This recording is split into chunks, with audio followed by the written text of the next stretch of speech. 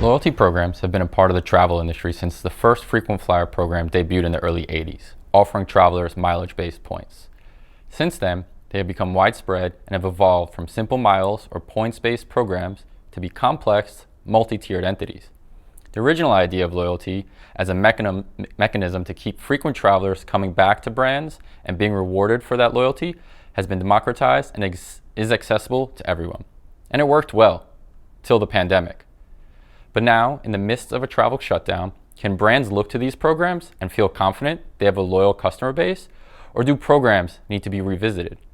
First, we must understand that as a group, any traveler who belongs to a loyalty program enjoys travel. So if they have an air, hotel, OTA, car rental, or cruise membership, they travel frequently and have no trouble spending on leisure travel, with 25% spending over $6,000 in a year, twice as many of those who have no memberships.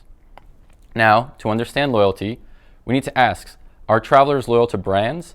And what does loyalty mean in the travel industry, an industry where our purchases aren't as frequent as others? Are we only concerned with bookings and behaviors, or is an emotional connection enough? Starting with memberships, almost all travelers belong to some type of program and have memberships across travel verticals. Obviously, airline and frequent flyer programs memberships are the most common, both with over 50% of travelers having a membership. Further, more than half of members across each vertical will belong to multiple travel brands, showing that loyalty members are willing to join as many programs as they feel are beneficial, especially among hotels, where 68% of travelers belong to 2 or more programs. Maybe having a membership is not true loyalty, since almost 90% of travelers report some type of loyalty membership. But does having a membership shape any behaviors?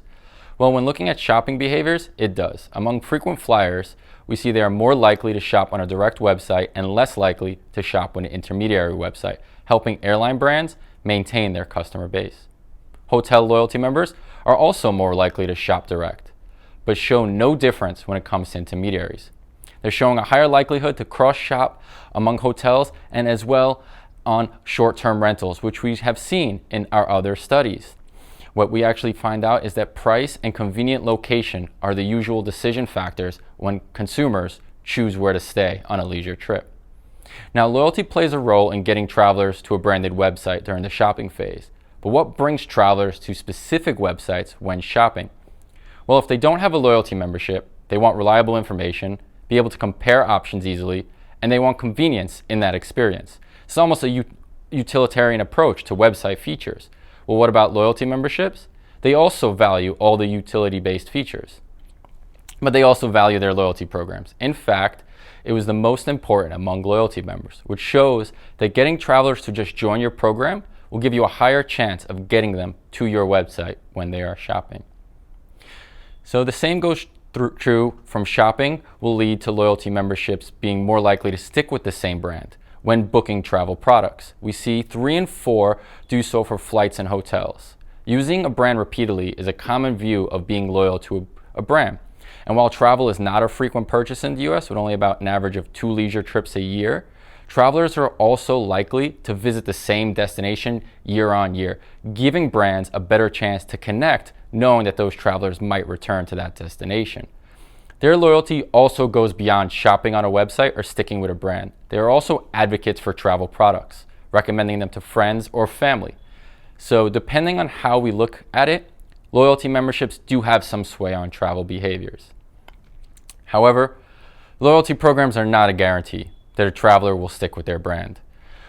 Travelers book what is best for them, even if it's outside their program. We see here that 50% of either hotel or airline loyalty members feel that they are likely to book outside of their program if presented with something better.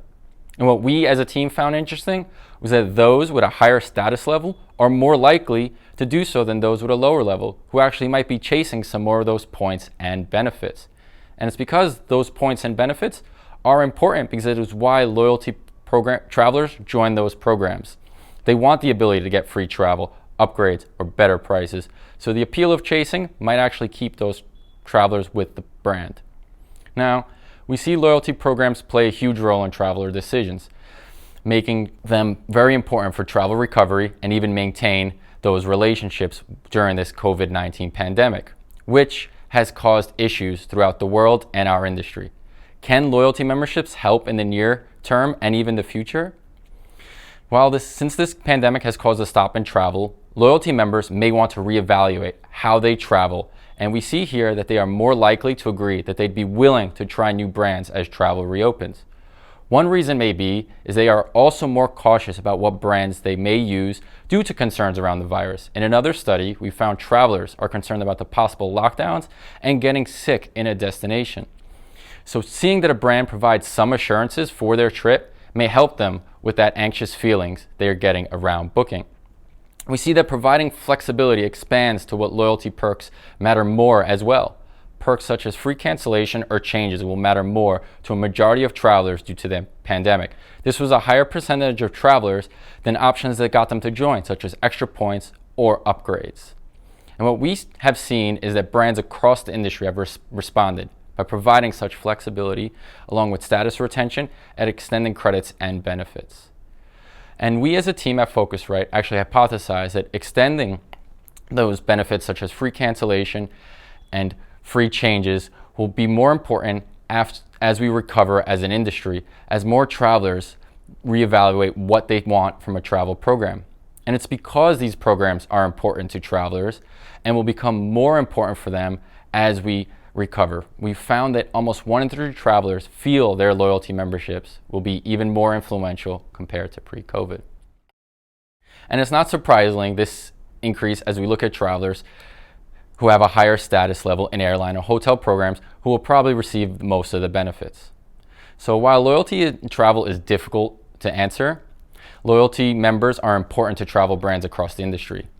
They love to travel, they are a population who spends more on the product, and are advocates for the products to both friends and family. And as the industry recovers, they are the travelers brands should revisit with their marketing, especially as they are willing to try new brands as they are being cautious about their safety when travel returns.